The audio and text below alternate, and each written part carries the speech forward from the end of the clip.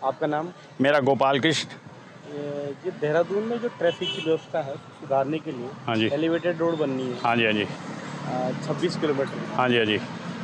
और उसको लेकर आपकी क्या प्रतिक्रिया पहले से? हम एलिवेटेड रोड के तो पक्ष में हैं, किंतु हमें अपनी सरकार पर भरोसा नहीं है, क्योंकि उसकी व्यवस्था, उसका फॉलोअप, उसके द्वारा उसके आसपास होने वाला अतिक्रमण, जैसे अभी हम यहाँ खड़े हैं आईएसबीटी के पास, मूलचंद एनक्लेव के सामने। आप देखिए फ्लाईओवर के नीचे मांगने वाले पड़े हैं, इन्होंने इसके चारों तरफ कपड़े डाल रखे हैं। हम अपनी गाड़ी मोड़ते हैं, हमें टक्कर लगने का डर रहता है। अगर हम मोड़ते कुछ बोलते हैं, हमारे साथ मार पिटाई करते हैं, पुलिस वाले इनका ही सपोर्ट करते हैं।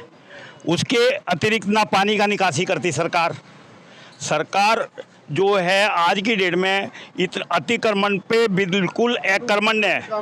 आईएसबीटी के आसपास 50 गज में 7-7 मंजिल मकान बन रहे हैं। अब सरकार जाने, हमारा तो जो है वो 80% छोड़ो, 90% छोड़ो, तो हम एलिवेटेड रोड के तो पक्ष में है, पर हम सरकार के पक्ष में नहीं है कि सरकार की व्यवस्था बिल्कुल धूमिल है। सरकार उस रोड को बनाने के बाद कोई कार्य पूर्ण नहीं करती। धन्यवाद। चलो मैं बोल दूँ। आपका नाम? सत्येंद्र।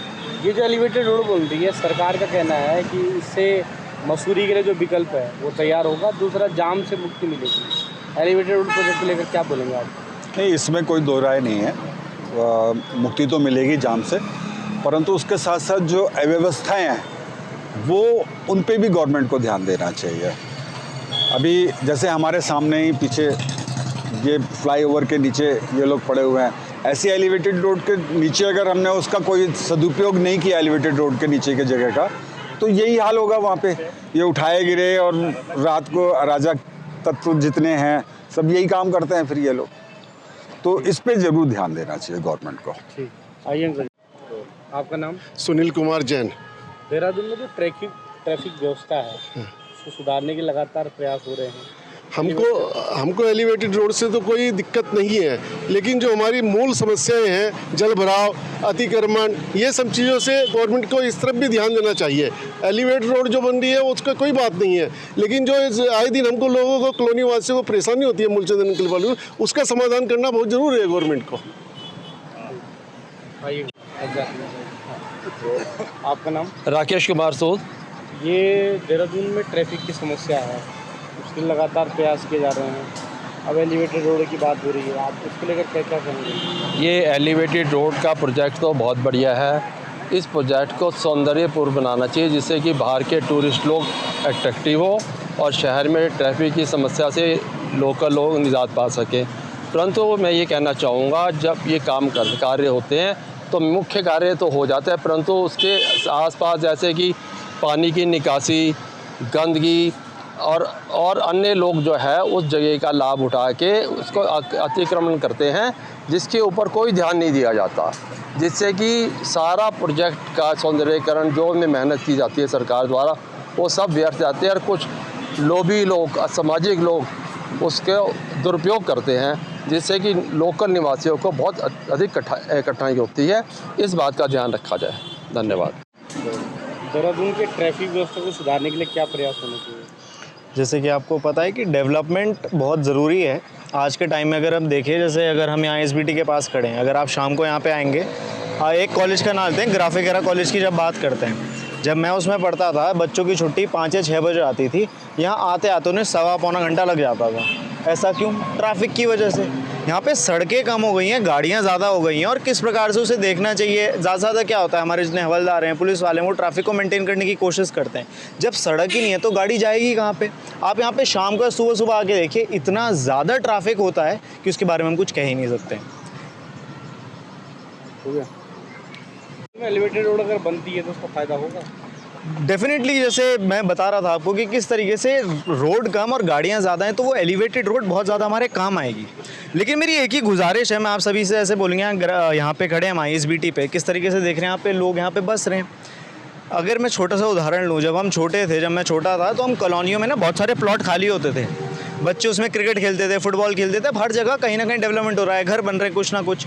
तो ये प्रोजेक्ट मैंने हरिद्वार में देखा कि किस तरीके से फ्लाईओवर के नीचे उन्होंने उस जगह को मेंटेन किया और वहाँ बच्चों के लिए बैडमिंटन खेलने की जगह, क्रिकेट खेलने की जगह पूरा नेटेड कर रखा है। क्यों ना हम वैसी ही चीज़ें, युवाओं को कहीं ना कहीं तो जाना चाहिए, हर चीज़ अकेडमी में नहीं हो सकती है, 10 लोगों से मिलना, घर के आसपास कहीं खेलने की जगह, तो क्यों ना इस चीज़ को इस तरीके से डेवलप किया जाए कि युवा को भी कुछ अच्छा मिले, जब कोई टूरिस्ट आए उसे भी जब वो देखे तो लगे कि हाँ डेवलपमेंट नाम के, कि सिर्फ ये नहीं है कि हमने एक एलिवेटेड रोड बना दी, लेकिन उसको किस तरीके से हमने यूज़ भी किया, लैंड वेस्ट नहीं होने दिया। इन चीज़ों पे अगर ध्यान दें नाम और देहरादून में ट्रैफिक सिस्टम को सुधारने के लिए एलिवेटेड रोड की बात आ रही है, आपको क्या लगता है इससे कितना फ़ायदा होगा? पर्यटक जो आते हैं। मेरा नाम मनोज। मैं समझता हूँ ये बहुत अच्छा कदम होना चाहिए, क्योंकि इसके अलावा तो मैं नहीं समझ पाता कि और क्या किया जा सकता है। एलिवेटेड रोड से जिन लोगों को सीधा जाना है वो शहर में क्यों आएँ, और उन लोगों की वजह से शहर के लोग क्यों डिस्टर्ब हों।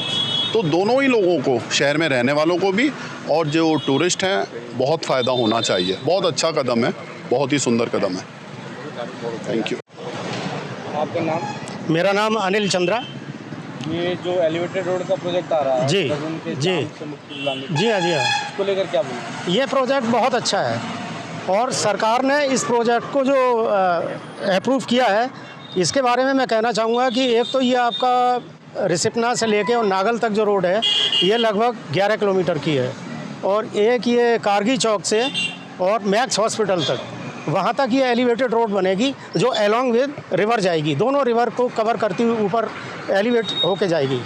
इससे जो है ये हमारे शहर की जो ट्रैफिक की जो समस्या है इसमें बहुत भारी मतलब फ़ायदा होगा, और बाहर से आने वाला जो हमारे यहाँ जो टूरिस्ट है, जो हमारा मेन जो यहाँ का वो है टूरिज़्म का, वो उसमें बहुत इजाफा हो जाएगा। कहीं भी कोई जाम नहीं लगेगा, कुछ नहीं होगा। इससे बहुत बड़ा फ़र्क पड़ने वाला है, शहर के यातायात में बहुत इजाफा होगा। अच्छाई इस बात की है। और कहने का मतलब ये है कि एलिवेटेड रोड में दूसरा पहलू ये भी है कि हमारे छुटवैये नेता जो इसका जो अतिक्रमण जितना कर रखा था, इनका नदियों का गला घोट रखा था, बिल्कुल उनको जो है एनक्रोचमेंट उस पर करके, और इन्होंने नदियों का, इस बरसात में आपने देखा होगा कि इन पुलों के ऊपर से भी बरसात का पानी जो है गुजर गया। इससे ज़्यादा और हमारा क्या दुर्भाग्य हो सकता है कि अतिक्रमण की वजह से ही तो ये सब हुआ है। ये अतिक्रमण हटना बहुत ज़रूरी है। और सबसे बड़ी चीज़ ये है कि जब अतिक्रमण के बारे में हटाने के लिए जो प्रस्ताव वगैरह मांगे गए हैं लोगों की, वो मांगी गई हैं, राय मांगी गई हैं, तो छुटवैये नेता जो हैं वो सक्रिय हो जाते हैं। ये वही छुटवैये नेता हैं जिन्होंने इनको यहाँ के बसाया है। इन पे जो है शिकंजा कसा जाए, पहले छुटवैये नेताओं पे शिकंजा कसा जाए, उसके बाद ये अतिक्रमण सारे तोड़कर और बाकायदा इस दोनों प्रोजेक्ट जो हैं ये कार्रवाई होनी चाहिए इन पर। और दूसरी चीज़ ये मैं ज़रूर कहना चाहूँगा कि ये जो दोनों प्रोजेक्ट हैं, हमें आगे संभावना ये फिर नज़र आ रही है कि इनके नीचे फिर से अतिक्रमण होने की पूरी संभावना है। हमारे देहरादून शहर में प्रशासनिक अमला बिल्कुल फेल है, क्योंकि जैसा कि आप देख रहे हैं कि हमारे यहाँ ये जो ISBT के सामने जो फ्लाईओवर है, जो मुस्कान होटल से लेके और देहरादून दिल्ली वाले मेन फ्लाईओवर को जोड़ता है, उसके नीचे इन लोगों ने बाहरी तत्वों ने आकर जो है ये यहाँ पर डेरा डाला हुआ है, जिसकी वजह से हम लोगों को बहुत परेशानी है। रात में इनके बच्चे, ये इनके लड़के आदमी ये कॉलोनियों में घुस जाते हैं, अनैतिक काम करवा रहे हैं। ये सब इनके लिए भी किसी की शय मिली हुई, ये मैं बिल्कुल मानने को तैयार नहीं हूँ कि अचानक से ये लोग कैसे इतनी हिम्मत हो गई और ट्रैफिक में ये बाधा बने हुए हैं। हम लोग बहुत परेशान हैं, इनको तुरंत हटाया जाए। यहाँ तक ये हुआ है कि NH वालों ने जब अपना मेन नाला साफ़ किया था तो इन लोगों ने अपने गंदे कपड़े, कंबल, फटी हुई चादरें मैंने अपनी आँखों से देखी हैं, वो उस नाले में डाल रखी थी, यानी पता नहीं कब से। उसकी वजह से ये पूरा मेन नाला जो है वो चौक हो गया। उसका कारण से जो है हमारी मूलचंद कॉलोनी और चौधरी कॉलोनी दोनों में जो है वो पानी भर गया। ये बिल्कुल उसको उन्होंने बंद कर रखा है। Subscribe to One India and never miss an update. Download the One India app now.